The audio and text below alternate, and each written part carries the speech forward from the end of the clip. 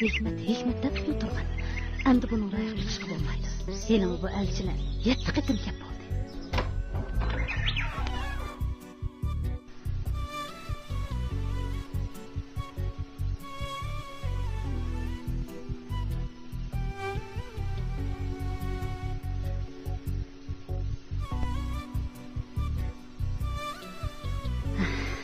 Kızım, bugün elçilerin muşunun bilen bu uyga 7. qitim kelişi.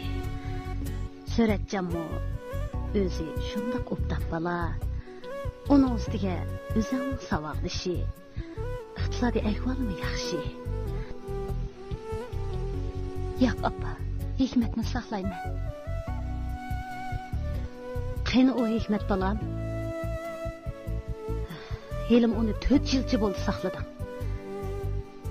Mushu vaqtcha izdergim bo'lmasa, Allah qachon bu dunyodan yo'qolgan nimaga kechkicha tamoq qilib o'ltiraveramsan? Helimni tangtishlaringning hammasi to'y qilib bo'ldi. Salla qolding shu taqda. Appa, u degan suratning o'yini. Hikmet, cho'qim bir kuni qaytib keladi. Uning bergan va'damni buzolmayman, appa. Senin aldığında kiçikkin yüzüm mü yok mu canım balam? Ben seni şunçilik japada çoğun kıldım bu. Dadak vafat boğandan keyin nurgun elçiler kirgen bolsa mı? Ben turmuşluk boldum mu? Neymi dep? Fakat seninle dep balam. Abba! Neymi üçün kızım? Bunun hem sen üçün emes mi?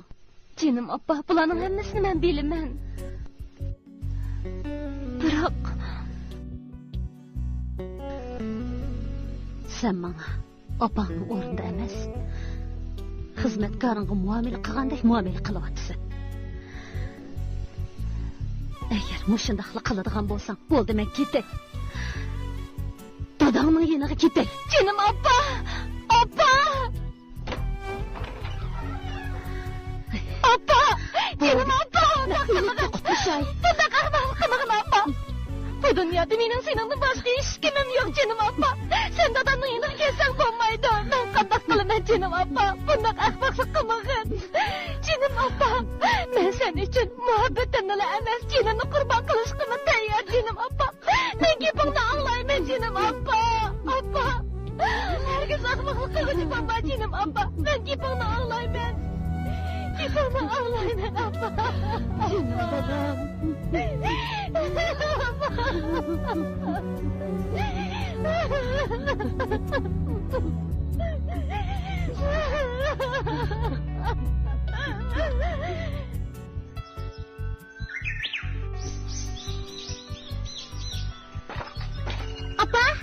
Apa. Ne oldu kızım? Anladınız mı? Ne? Lala adam toy kıgıday. Kim bilen? Serhat akam bilen ki.